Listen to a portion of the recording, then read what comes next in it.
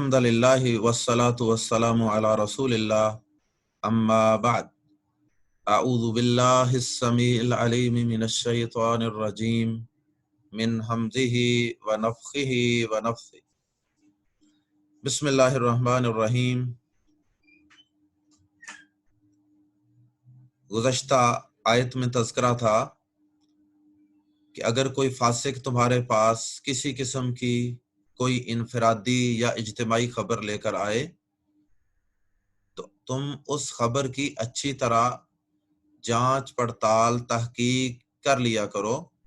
ایسا نہ ہو کہ تم اس غیر پختہ خبر کی بنیاد پر، اس غلط اور جھوٹی خبر کی بنیاد پر کسی فرد یا کسی جماعت یا کسی ملک کے خلاف کوئی ایکشن لے لو اور ان پر چڑھائی کر دوڑو، اور بعد میں تمہیں اصل حقیقت کا علم ہو تو تمہیں ندامت اور شرمندگی کا سامنا کرنا پڑے۔ اب ایسا کرنے کے باوجود بھی، تحقیق کرنے کے باوجود بھی، اگر پھر بھی کسی موقع پہ دو مسلمانوں کے درمیان یا دو گروہوں یا دو مسلمان ملکوں کے درمیان کبھی کسی نہ کسی صورت میں کسی کی غلط پہنچائی گئی خبر کی بنیاد پہ کہ ہم اس میں صحیح انویسٹیگیشن نہیں کر سکے، یا پھر انویسٹیگیشن کرنے کے باوجود بھی ہماری انویسٹیگیشن تحقیق صحیح نہ ہونے کی بنیاد پہ، اور اس سبب سے بھی، اور دیگر بھی کوئی اور اسباب بھی ہو سکتے ہیں، زندگی میں رہتے ہوئے انسانوں کے درمیان آپس میں کوئی چپکلش، کوئی ناراضگیاں، کوئی لڑائی، کوئی جھگڑا، کوئی اختلافات، یہ پیدا ہونا ایک فطری چیز ہے، اور دنیا کا کوئی معاشرہ بھی ان چیزوں سے پاک قرار نہیں دیا جا سکتا۔ ان چیزوں کو مختلف معاشروں کے اندر منیمائز تو کیا گیا، لیکن ان چیزوں کو ختم نہیں کیا جا سکا۔ یہ روز اول سے سلسلہ چل رہا ہے۔ آدم علیہ السلام کے دو بیٹوں سے یہ سلسلہ شروع ہوا اور یہ چلتا آ رہا ہے۔ تو یہاں اللہ رب العزت نے اہل ایمان کو، مسلمانوں کو ایسے حالات کے اندر کیا کردار ادا کرنا ہے، اللہ پاک نے اس کی وضاحت فرمائی ہے ان آیات کے اندر، آیت نمبر 9 کے اندر، اور اسی طرح اس سے اگلی آیت نمبر 10 کے اندر۔ ایسے حالات کے اندر اللہ پاک نے دیگر مسلمانوں کو، جو دو گروہ یا دو افراد جو لڑ رہے ہیں یا دو خاندان لڑ رہے ہیں، ان دو گروہوں یا دو خاندانوں کے علاوہ جو دیگر مسلمان ہیں، ان مسلمانوں کو اس بات کا حکم دیا ہے کہ اگر تمہارے مسلمان بھائی آپس میں لڑ پڑیں، وہ لڑائی جھگڑا بنیادی اور ابتدائی نوعیت کا بھی ہو سکتا ہے، اور وہ لڑائی جھگڑا زیادہ اگلی سٹیج کا بھی، خطرناک حد تک بھی پہنچ سکتا ہے۔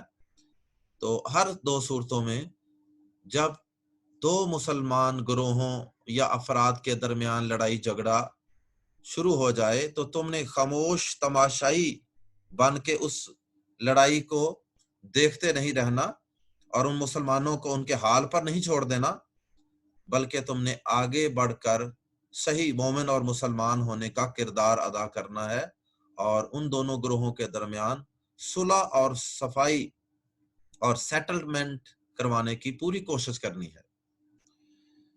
بدقسمتی سے ہمارا مسلمانوں کا اوورال کردار اس کے بالکل برعکس ہے۔ اگر کوئی دو افراد یا دو خاندانوں کے درمیان کوئی لڑائی جھگڑا، اختلاف پیدا ہو جائے تو ہم ان میں سیٹلمنٹ، صلح کروانے کی کوشش کرنے کے بجائے ہم ان کو موقع سے فائدہ اٹھا کر شیطانی کردار ادا کرتے ہوئے، مزید جلتی پر تیل ڈالتے ہوئے ان کو مزید لڑوانے کا ذریعہ بنتے ہیں۔ اللہ ہمیں اس شیطانی عمل سے محفوظ فرمائے۔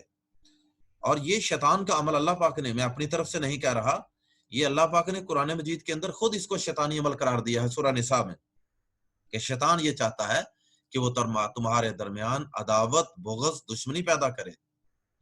لیکن اس کے برعکس ایک طرف شیطان کا یہ کردار اور اس کی یہ چاہت ہے، دوسری طرف رحمان کی چاہت یہ ہے کہ اس کے بندے آپس میں صلح صفائی کے ساتھ رہیں اور آپس میں لڑائی جھگڑے سے حد الوسع گریز کریں۔ اور اس کا ثبوت قرآن مجید کی یہ والی آیات بھی ہیں کہ اللہ پاک اس کو پسند نہیں کرتے، اور اس کے علاوہ بھی قرآن مجید کی دیگر بہت سی آیات بھی اس پر گواہ ہیں۔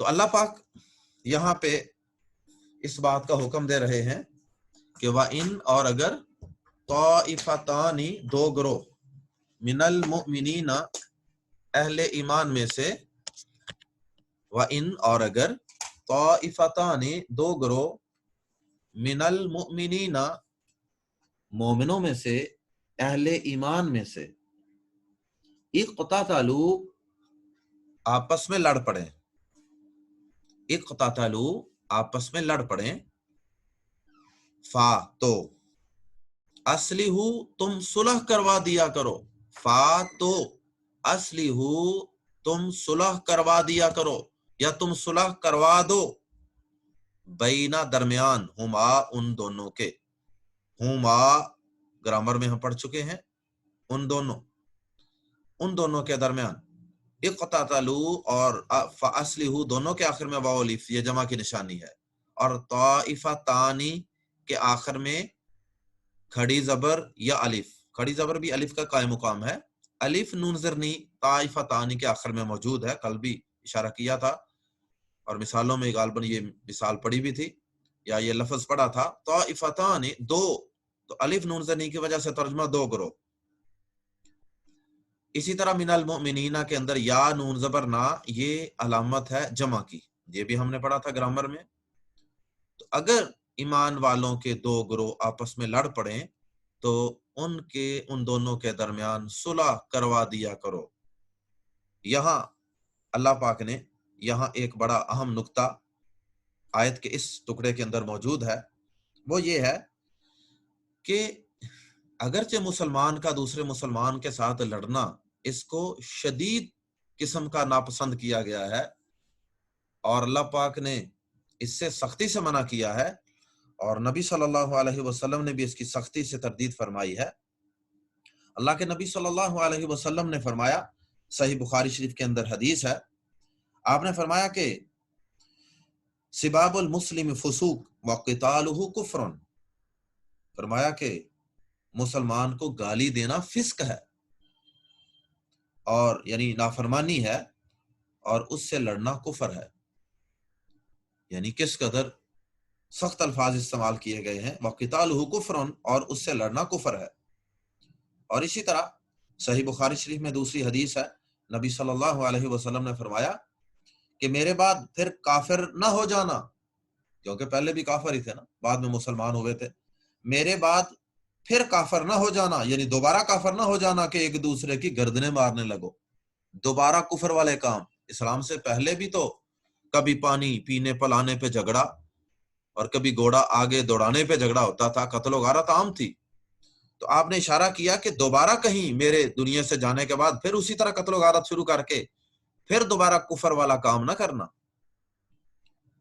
تو یہ اگرچہ احادیث کے اندر اس کی بڑی سخت مذمت ہے، لڑائی کی، جھگڑے کی، اور ایک دوسرے کی لڑائی جھگڑے کا جو چیزیں سبب بنتی ہیں، بنیاد بنتی ہیں، ان چیزوں کی بھی اسلام نے بڑی سختی سے ان سے روکا ہے اور ان کے دروازے کو بند کیا ہے، کیونکہ یہ لڑائی جھگڑا اکثر چھوٹی سی بات سے شروع ہوتا ہے، کسی کو مذاق کر دیا، آگے بہت سی ایسی چیزیں آ رہی ہیں کہ جو اس قتل و غارت اور لڑائی کا سبب بننے والی چیزیں ہیں، ان کی تفصیل آئندہ آیات میں انشاءاللہ ہم پڑھیں گے۔ تو اسلام نے تو ان چیزوں کو بھی پسند نہیں کیا، ان کو بھی بین کیا ہے جو اس لڑائی اور قتل و غارت کا سبب بننے والی ہے۔ تو بہرحال اسلام نے اس کی بڑی مذمت فرمائی، لیکن اس ساری مذمت کے باوجود ان حدیثوں کا یہ مطلب ہرگز نہیں ہے کہ انسان جو ہے وہ واقعی دائرہ اسلام سے خارج ہو جاتا ہے۔ یہ بھی ایک علمی بحث ہے، میں صرف ہلکا سا اشارہ کرتا ہوں۔ امام بخاری رحمہ اللہ نے اور دیگر محدثین نے یہ ساری آیات و احادیث کی آپس میں تطبیق کرنی ہوتی ہے، ان سب کو ملا کر مفہوم نکالنا ہوتا ہے۔ تو انہوں نے یہ کہا کہ ان احادیث کے اندر جو یہ کہا گیا کہ میرے بعد دوبارہ کافر نہ ہو جانا یا مسلمان سے لڑنا کفر ہے، اس کو قتل کرنا کفر ہے، تو اس کا یہ مطلب ہرگز نہیں ہے کہ انسان دائرہ اسلام سے نکل جاتا ہے۔ تو کفر دو قسم کا ہے، تو کفر دون کفر، یعنی ایک کفر جو بڑے کفر کے علاوہ ہے، یہ وہ والا کفر ہے، یعنی یہ کفر اکبر نہیں ہے بلکہ یہ کم درجے کا کفر ہے۔ اور کفر، کیونکہ گناہ کا ہر کام ہی کفر ہوتا ہے اور جاہلیت ہوتی ہے، ہر کام پہ جاہلیت کا لفظ اور کفر کا لفظ بولا جا سکتا ہے، یہ مانوی لحاظ سے۔ اصطلاحی لحاظ سے اللہ کے نبی صلی اللہ علیہ وسلم نے کبھی بھی آپس میں لڑنے والے مسلمانوں کو کافر قرار نہیں دیا یا ان کو کافر نہیں سمجھا کہ اس کے بعد نبی پاک صلی اللہ علیہ وسلم نے ان کو مسجد میں ان کا داخلہ بند کر دیا ہو یا ان کو کافر سمجھ کے ان کے خلاف آپ نے لشکر کشی کی ہو، تلوار اٹھائی ہو، ایسا نہیں ہوا۔ آگے ہم واقعات پڑھیں گے، اللہ کے نبی صلی اللہ علیہ وسلم کے دور کے اندر یا صحابہ کے دور کے اندر لڑائیاں ہوئی ہیں، لیکن وہ کس حد تک اور کس نوعیت کی تھیں وہ بھی انشاءاللہ ابھی ہم پڑھتے ہیں۔ تو ہر دور کے اندر جو آپس میں لڑنے والے مسلمان تھے ان کو اسلام سے خارج نہیں سمجھا گیا، اور یہ آیت بھی اس کی ایک بہت بڑی دلیل ہے۔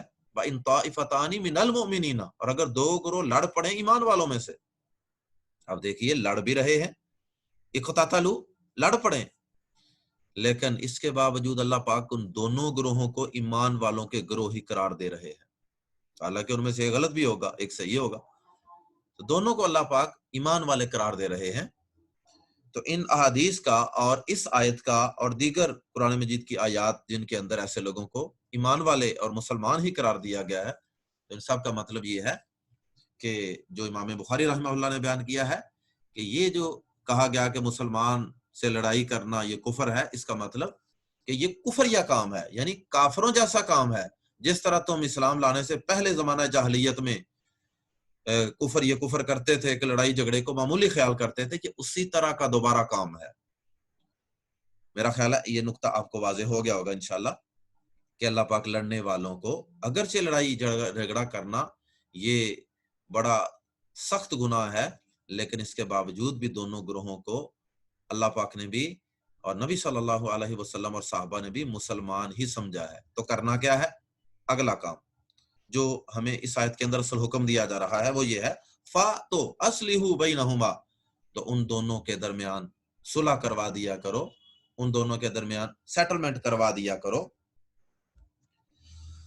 اللہ اکبر، دونوں کے درمیان صلح کروانا یہ اللہ کے نبی صلی اللہ علیہ وسلم کی سنت بھی ہے۔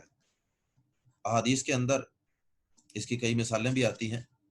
اللہ کے نبی صلی اللہ علیہ وسلم کے دور کے اندر اگرچہ کوئی مسلمانوں کے درمیان کوئی بہت بڑی کوئی لڑائی نہیں ہوئی، چھوٹی موٹی ان کی آپس کے اندر کوئی چپکلشیں ہوئیں یا اختلافات چھوٹے موٹے ہوئے، کوئی بہت بڑے لیول کے ان کے آپس کے اختلافات یا لڑائی جھگڑا ان کے درمیان نہیں ہوا۔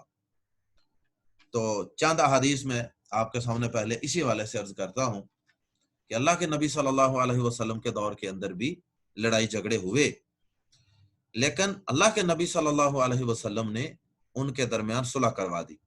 وَإِن اللہ کے نبی صلی اللہ علیہ وسلم کی پہلے دور کے واقعات سن لیجیے۔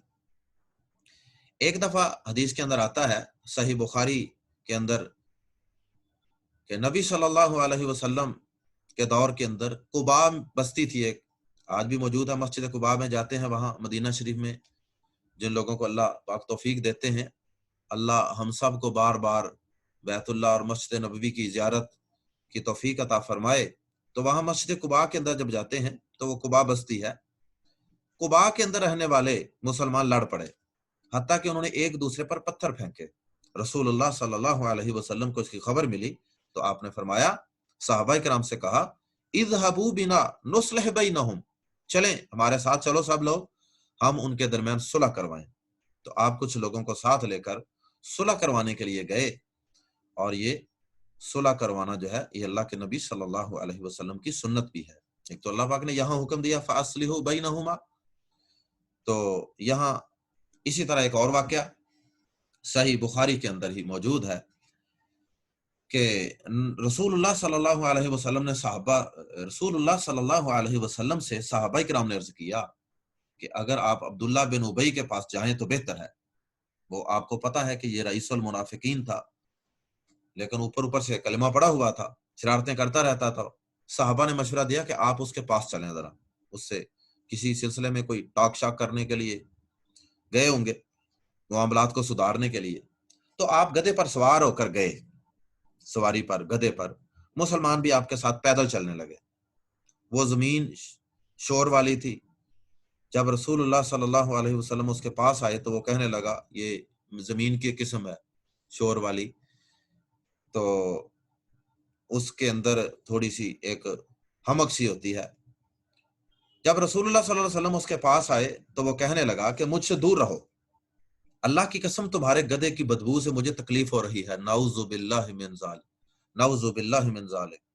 ایک انصاری صحابی آگے بڑھے اور انہوں نے کہا اللہ کی قسم رسول اللہ صلی اللہ علیہ وسلم کے گدھے کی خوشبو تجھ سے زیادہ اچھی، یعنی تیری جو خوشبو ہے نا تیرے جسم کی، اس سے زیادہ رسول اللہ صلی اللہ علیہ وسلم کے گدھے کی خوشبو اچھی ہے۔ اللہ اکبر، کیا جانثار صحابہ تھے، کیا اللہ کے رسول صلی اللہ علیہ وسلم سے محبت تھی کہ ایک بات برداشت نہیں ہوئی، اور کیا شاندار جواب دیا اللہ کے رسول صلی اللہ علیہ وسلم کی طرف سے۔ عبداللہ بن ابی کی طرف سے اس کی قوم کا ایک آدمی غصے میں آ گیا، اس کو بھی غصہ آیا اور دونوں نے ایک دوسرے کو برا بھلا کہا۔ پھر دونوں طرف سے دونوں کے حمایتی مشتعل ہو گئے اور چھڑیاں، لاٹھیاں، ہاتھوں سے، جوتوں کے ساتھ ایک دوسرے کو مارنے لگے۔ تو صحابہ کہتے ہیں کہ ہمیں یہ بات پہنچی ہے کہ یہ آیت اس موقع پر نازل ہوئی تھی، وَإِن طَائِفَتَانِ مِنَ الْمُؤْمِنِينَ، یہ آیت در حقیقت اسی صلح، یہ جو چھوٹی سی مسلمانوں کے درمیان لڑائی ہوئی تھی اس موقع پر ہی نازل ہوئی تھی۔ اللہ کے نبی صلی اللہ علیہ وسلم کو اللہ پاک نے یہ حکم دیا۔ تو چونکہ وہ جو عبداللہ بن ابی کے فالوورز تھے وہ بھی سارے ہے تو کلمہ گو تھے، اب ان کا آپس میں بھی کوئی گریڈز کا، درجات کا فرق تھا، کوئی کس لیول کا منافق تھا، تو بہرحال کلمہ گو ضرور تھے، ان کے ساتھ مسلمانوں والا ہی سلوک کیا جانا تھا۔ اور یہی اسلامی ریاست کا ایک اصول ہے کہ ظاہر کو دیکھ کے اس کے ساتھ ٹریٹ کیا جائے گا۔ تو اللہ پاک نے وہاں بھی مسلمانوں کے ان دونوں گروہوں کے درمیان صلح کروانے کا نبی صلی اللہ علیہ وسلم کو حکم دیا۔ تو بہرحال بات چل رہی تھی کہ دونوں کے درمیان صلح کروا دیا کرو۔ اب آگے رہی بات فَإِن، پھر اگر بغاوت اسی سے ہے، بغت زیادتی کرے۔ بغت کی آخر میں جو تا جزم والی ہے اس کے متعلق ہم نے ایک سبق پڑھا تھا، تا زبر تا، تا زیر تی، تا پیش تو اور تا جزم والی، اس کے متعلق ہم نے پڑھا تھا کہ یہ مؤنث کے لیے استعمال ہوتا ہے بغت، لیکن اس کا ضروری نہیں کہ ہر جگہ الگ سے ترجمہ کرنا ممکن ہو۔ اب یہاں ترجمہ اس کا مؤنث میں کرنا ممکن نہیں ہے اردو زبان میں، لیکن ہمیں سمجھ آ رہی ہے کہ یہ کسی مؤنث کی بات ہو رہی ہے، اور وہ مؤنث کیا ہے پیچھے ہم پڑھ چکے ہیں، وَإِن طَائِفَتَانِ، طَائِفَةٌ گروہ کو کہتے ہیں، طَائِفَةٌ کے آخر میں گولتا ہے، مؤنث کی علامت ہے۔ فَإِن بَغَت، پھر اگر زیادتی کرے، احدا ایک، اب یہاں بھی دیکھیں احد نہیں بلکہ احدا مؤنث ہے، احد کی مؤنث ہے احدا، احدا ایک، اگر زیادتی کرے ایک یعنی گروہ، ہما ان دونوں میں سے، یہ بھی گرامر میں پڑھ چکے ہیں، ہما کا معنی دونوں، علا پر، اخرى دوسرے، علل اخرى دوسرے پر، پھر اگر زیادتی کرے ایک گروہ دوسرے پر، فاتو یعنی ایسا ہو سکتا ہے کہ وہ ایک گروہ جو ہے وہ کتاب و سنت کے فیصلے کے مطابق صلح کرنے پر اور اختلاف دور کرنے پر تیار ہی نہیں ہے، بلکہ وہ دوسرے پر چڑھائی کرتا چلا جا رہا ہے، ظلم و زیادتی کیے چلا جا رہا ہے اور اس پہ اڑا ہوا ہے، اپنی ضد پہ اڑا ہوا ہے، نہ وہ صلح کی طرف آمادہ ہوتا ہے، نہ وہ قرآن و سنت کے بتائے ہوئے اصولوں کی روشنی میں فیصلہ ماننے کے لیے تیار ہے۔ ایسا ہو جاتا ہے اور اکثر ہو جاتا ہے کہ دو لڑنے والے جو ہوتے ہیں ان میں سے ایک لڑنے والا جو ہوتا ہے، لڑائی والا، وہ اپنی بغاوت اور ضد پر، ہٹ درمی پر قائم رہتا ہے، تو وہ اگر اپنی اس بغاوت یا زیادتی پر قائم ہے اور دوسرے کے اوپر وہ زیادتی کیے چلا جا رہا ہے، فاتو قاتلو، تو تم سب لڑو، اس کے آخر میں واو الف جمع کی علامت، قاتلو سب لڑو۔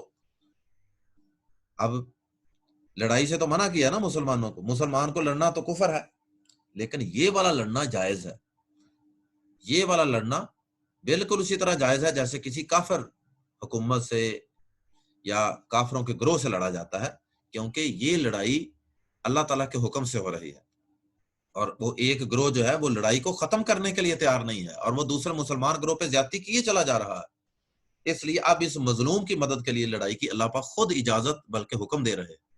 فقاتلو، اچھا یہ ضروری نہیں کہ ہر جگہ یہ گنوں کے اور تلواروں کے ساتھ لڑائی ہوگی، یہ لڑائی چھوٹے لیول کی ہو سکتی ہے، وہ مکوں کے ساتھ اور لاٹھیوں کے ساتھ بھی ہو سکتی ہے. تو یہ لڑائی کسی بھی لیول کی ہو سکتی ہے، اور یہ اخلاقی لحاظ سے یا کسی بھی لحاظ سے سپورٹ ہو سکتی ہے. تو آپ نے کس کی سپورٹ کرنی ہے اور کس کا ساتھ دینا ہے اور کس کے خلاف لڑنا ہے، کس کو برا بھلا کہنا ہے. التی فقاتلو، تو لڑو، التی اس سے جو تبغی زیادتی کرتا ہے. یہ جو اوپر لفظ آیا تھا بغت، یہ اسی سے لفظ نکلا ہے، تبغی زیادتی کرتا ہے. یہاں بھی تبغی کی تا مؤنث کی ہے، اس کا الگ ترجمہ ممکن نہیں ہے، لیکن مراد یہاں مؤنث ہے، اور وہ میں بتا چکا ہوں طائفتن، التی جو تبغی زیادتی کرتا ہے، جو گروہ زیادتی کرتا ہے اس سے لڑو. اور یہ جو اللہ تی کا لفظ آ رہا ہے نا، اس کے متعلق آج گرامر کا سبق بھی ہم انشاءاللہ پڑھیں گے. تو فرمایا کہ فَإِن بَغَتْ إِحْدَاهُمَا عَلَى الْأُخْرَى فَقَاتِلُوا الَّتِي تَبْغِي حَتَّى، یہاں تک کہ تفیعہ، وہ لوٹ آئے، اِلَى طرف، امر اللہ، اللہ کے حکم کی، حتیٰ کہ وہ اللہ کے حکم کی طرف لوٹ آئے. یعنی اللہ کے حکم سے مراد کہ قرآن و سنت کے مطابق فیصلہ کروانے کے لیے اور مسلمانوں سے فیصلہ کروانے کے لیے قرآن و سنت کی روشنی میں وہ تیار ہو جائے. تو یہ باغی گروہ جو ہے اس کے خلاف لڑنے کا حکم ہے. تو یہ باغی گروہ اگر صلح پر آمادہ ہو جاتا ہے تو ٹھیک ہے. تو مقصد تو ان سے لڑائی کا، ان کا نام و نشان مٹانا یا ان کو قتل و غارت، ان کی قتل و غارت کرنا مقصد نہیں ہے. مقصد ان سے لڑائی کا صرف اور صرف ان پہ پریشر کریٹ کرنا ہے اور ان کو صلح کے لیے آمادہ کرنا ہے. اس کے بعد فرمایا فَإِن، پھر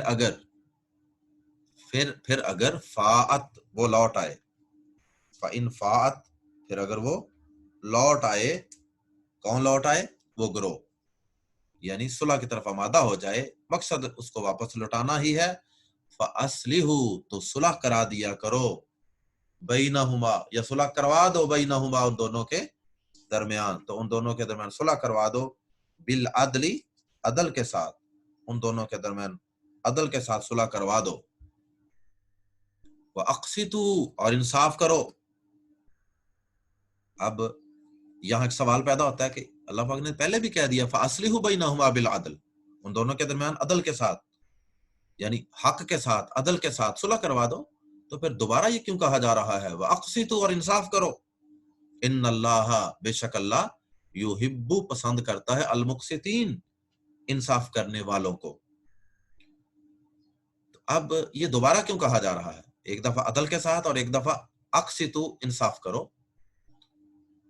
تو اس کی کیا ریزن ہے؟ اس کا لاجک یہ ہے، ایک تو یہ تاکید کے لیے بھی ہو سکتا ہے، اور دوسرا یہ ہے کہ پہلا جو کہا جا رہا ہے نا بالعدلی، وہ اصلی ہو کے ساتھ اس کا لنک ہے کہ دونوں کے درمیان جو صلح کروانی ہے تو وہ عدل کے ساتھ کروانی ہے، صحیح کو صحیح کہتے ہوئے، غلط کو غلط کہتے ہوئے. جس کا جتنا قصور ہے اس کو اتنا ہی دبانا ہے، اور یہ بڑا مشکل کام ہے، عدل کرنا، انصاف کرنا، غلط کو غلط کہنا، صحیح کو صحیح کہنا. اس میں اکثر لوگ ڈگمگا جاتے ہیں، اپنے ذاتی مفادات کو مد نظر رکھتے ہیں، اپنی سیاسی پارٹیوں، اپنے مذہبی فرقوں اور اپنے جو سلسلے ہیں یا اپنی رشتہ داریوں، ان کو پریفر کرتے ہیں، ان کو ساتھ دیتے ہیں، اپنی کمیونٹی کا ساتھ دیتے ہیں. رکشے والا کوئی صحیح کہہ رہا ہے، کہیں لڑائی ہو جائے رکشے والے سارے اکٹھے ہو جائیں گے، کہیں لڑائی ہو جائے ریڈیو والے سارے ایک طرف ہو جائیں گے، کہیں لڑائی ہو جائے ایک مسلک والے سارے ایک طرف ہو جائیں گے، دوسرے والے سارے دوسری طرف ہو جائیں.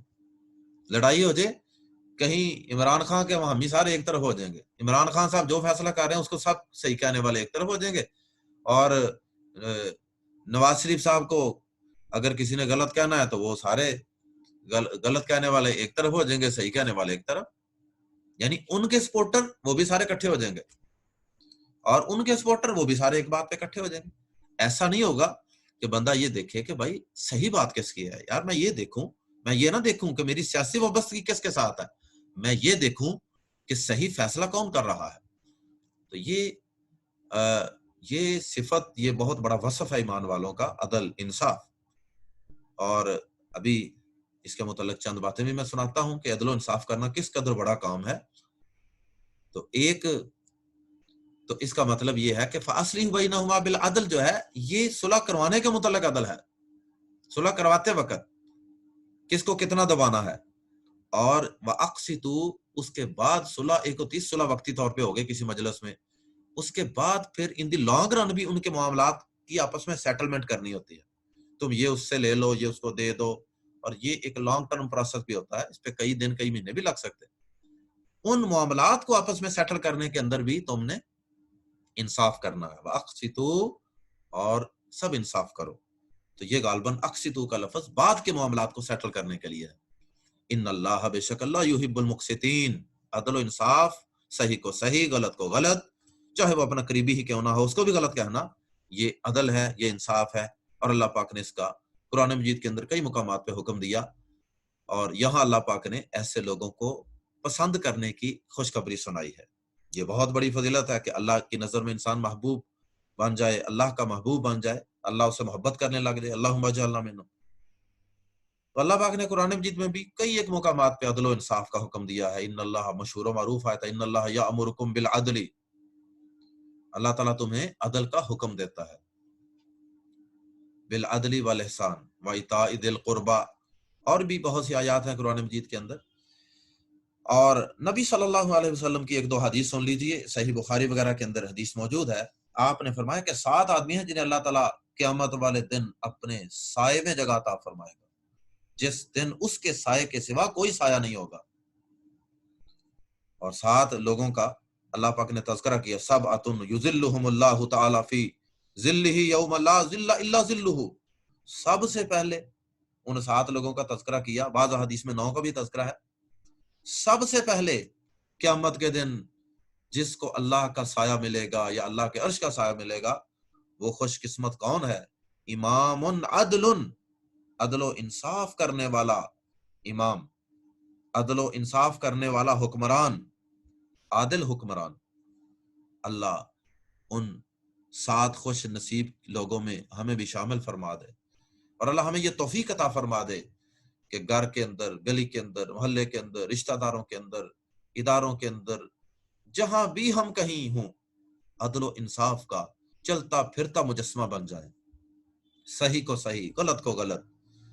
اور اپنے اپنے فرقے، اپنے اپنے مفادات، اپنی اپنی سیاسی پارٹیاں، ان کی اینک اتار دیں اور عدل و انصاف کی اینک ہم لگا لیں. اللہ ہمیں اس کی توفیق عطا فرمائے. اور اسی طرح ایک دوسری حدیث میں ہے، اللہ اکبر، یہ صحیح مسلم شریف کی حدیث ہے. نبی صلی اللہ علیہ وسلم فرماتے ہیں کہ اللہ پاک قیامت والے دن انصاف کرنے والے جو ہیں ان کو اپنے پاس، اپنے دائیں اور بائیں طرف نور کے ممبروں پر بٹھا لیں گے. اور پھر یعنی نور کے ممبر ہوں گے، لکڑی کے نہیں، پتھر کے نہیں، نور کے، روشنی کے. وہ پتہ نہیں کیسا نور ہوگا کہ جس کے اوپر انسان بیٹھ جائے گا. نورانی ممبروں دائیں بائیں، اللہ پاک کے دائیں بائیں، جس طرح یہ کوئی سٹیج سجتا ہے اور خاص لوگوں کو وہاں بٹھایا جاتا ہے، ان کو بٹھایا جائے گا. اور پھر اللہ پاک کہیں گے لوگوں کے اندر، ان کا تعارف کرواتے ہوئے اللہ پاک فرمائیں گے کہ یہ کون لوگ ہیں؟ الذین یعدلون فی حکمہم واہلیہم وما ولوا. فرمائیں گے اللہ پاک کہ یہ وہ لوگ ہیں جو اپنے فیصلوں میں اور اپنے گھر والوں میں اور جس کے یہ ذمہ دار ہیں سب میں انصاف کرتے تھے. جاب میں انصاف، جو ڈیوٹی ملی اس میں انصاف کر رہے ہیں. اور جو اپنے گھر والے ہیں، اس سے مراد بیویاں بھی ہو سکتی ہیں، ایک سے زائد بیویاں ہیں، ان میں انصاف. اولاد ہے اس کے درمیان انصاف. اور اسی طرح وہ اپنے فیصلوں کے اندر بھی انصاف کیا کرتے تھے. یہ اوصاف اللہ بیان کریں گے، اس وجہ سے آج میں نے ان کو اپنے دائیں بائیں نور کے ممبروں پر بٹھایا ہے. اللہم اجعلنا منہم. اللہ یہ اعزاز، یہ عزت ہمیں بھی عطا فرما دے. اور آگے فرمایا انما المؤمنون، انما کا معنی در حقیقت یا بے شک بھی ہوتا ہے، اور ایک اس کا معنی ہی کا معنی حصر، کلمہ حصر. اس صورت میں اس کا ترجمہ ہی بھی کر لیا جاتا ہے. بہرحال ایک ترجمہ کرنا ہے، انما صرف یا ہی، المؤمنون سب ایمان والے، اخواتن بائی ہیں یا بائی ہیں. انما المؤمنون اخوا، اگر یہ سادہ ہوتا المؤمنون اخوا تو اس کا معنی تھا مومن بھائی ہیں، اور انما شروع میں لگا کے یہ کہہ دیا کہ مومن تو بھائی ہی ہیں، یعنی ایمان والوں کا بھائی ہونے کے علاوہ اور اس سے کم تو کوئی رشتہ ہے ہی نہیں ہے۔ اللہ اکبر۔ یہ ہم نے ادارہ جو قرآن مجید کی کلاسز وغیرہ چلانے کے لیے الحمدللہ یہ 99 میں الحمدللہ ادارہ بنایا تھا، آج سے 20 سال کم از کم پہلے الحمدللہ اللہ کی توفیق سے، کوئی اس کا مالی مفاد، کوئی اس کا مقصد نہیں ہے، الحمدللہ اس میں تمام لوگ فی سبیل اللہ کام کرنے والے ہیں۔ اللہ پاک سب کی کوششوں کو قبول و منظور فرمائے اور اس کو ہم سب کے لیے ذخیرہ آخرت بنا لے۔ تو یہ اس کا کسی مسلک کے ساتھ کوئی تعلق نہیں ہے، یہ کسی مسلک کا پلیٹ فارم نہیں ہے، یہ کسی سیاسی پارٹی کا پلیٹ فارم نہیں ہے، اور یہ کسی شخصیت کو پروموٹ کرنے کا پلیٹ فارم نہیں ہے، یہ فقط اللہ کی رضا کے لیے، اللہ کے پیغام کو پہنچانے کے لیے ایک ادارہ ہے، اور اس کا نام ہم نے اسی آیت سے لیا تھا، فرقہ واریت کی تردید میں، انما المؤمنون اخوہ سے، یہاں سے اخوہ قرآن انسٹیٹیوٹ ہم نے نام رکھا کہ یہ تمام ایمان والے جو ہیں ان کا یہ ایک ادارہ ہے۔ انما المؤمنون اخوہ، ایمان والے تو سب، مومن تو بھائی ہی ہیں۔ فَأَصْلِحُوا، یہ وہی پیچھے والی آیت والا حکم دوبارہ ریپیٹ کیا جا رہا ہے تاکید کے لیے، اور ایک اور انداز بدل کے اللہ پاک نے مسلمانوں کو لڑائی سے باز رکھنے کا ایک لاجیکلی طریقہ اختیار کیا ہے کہ دیکھو تم آپس میں کیوں لڑ رہے ہو، تم تو آپس میں بھائی بھائی ہو، اور یہ کتنی بری بات ہے کہ بھائی بھائی سے لڑے۔ اور سب سے مضبوط رشتہ یہ اخوت کا، ایمان کا رشتہ ہوتا ہے۔ جو نسبی رشتے ہوتے ہیں خون کے یا نسب کے، ان سے یہ زیادہ سٹرونگ رشتہ ہوتا ہے۔ تو ہم صاحب کا بھی دیکھیں کیا تعلق ہے آپس میں، ایمان کا صرف رشتہ ہے۔ تو اس لیے اللہ پاک نے اس کو بنیاد بنا کر اس دور کے اندر بھی، اللہ کے نبی صلی اللہ علیہ وسلم کے دور کے اندر بھی، وہ لوگ جو ایک دوسرے کی جان کے دشمن تھے ان کو شیر و شکر کر دیا، اور اسلامی اخوت کے اندر ان کو ایسا پرو دیا کہ وہ ایک دوسرے کی جان کے محافظ بن گئے جو ایک دوسرے کی جان کے دشمن تھے۔ تو اسلامی اخوت کو بنیاد بنا کر کہا کہ دیکھو مومن سارے بھائی بھائی ہوتے ہیں، لہٰذا تم آپس میں نہ لڑو، اور اگر کوئی لڑ پڑے تو فَأَصْلِحُوا، تو صلح کرا دیا کرو، بین اخویکم، درمیان اپنے بھائیوں کے، اپنے دونوں بھائیوں کے، اخویکم اپنے دو بھائیوں کے درمیان صلح کروا دیا کرو، واتقوا اللہ، اور اللہ سے ڈرو، اور اللہ سے ڈرو، لعلکم ترحمون، تاکہ تم سب پر رحم کیا جائے۔ اللہ اکبر۔ اللہ کے نبی صلی اللہ علیہ وسلم نے بھی اس سے ملتی جلتی بات حدیث کے اندر ارشاد فرمائی ہے، صحیح بخاری مسلم میں فرمایا کہ المسلم اخو المسلم، مسلمان مسلمان کا بھائی ہے، لا یظلمہ ولا یسلمہ، نہ اس پہ ظلم کرتا ہے اور نہ اسے بے یار و مددگار چھوڑتا ہے۔ اللہ پاک ہم سب کو ایک دوسرے کا بھائی بھائی اور بہن بہن بننے کی توفیق عطا فرمائے، اس اسلامی اخوت کو اللہ پاک ہمیں سمجھنے کی توفیق عطا فرمائے، اور اگر ہمارے دائیں بائیں کوئی مسلمان آپس میں لڑ پڑیں تو اللہ ہمیں اس بات کی توفیق عطا فرمائے کہ ہم ان کے درمیان صلح و صفائی کروانے کا ذریعہ بن جائیں، اور یہ بہت بڑے اجر و ثواب کی بات ہے، اللہ تعالیٰ کو خوش کرنے والی بات ہے، اور شیطان کو ذلیل و رسوا کرنے والی بات ہے۔ اور اس کے برعکس جو کردار ہے لوگوں کو لڑانے جھگڑانے کا، اللہ تعالیٰ ہمیں اس سے محفوظ فرمائے۔ جزاکم اللہ خیر، احسن الجزا۔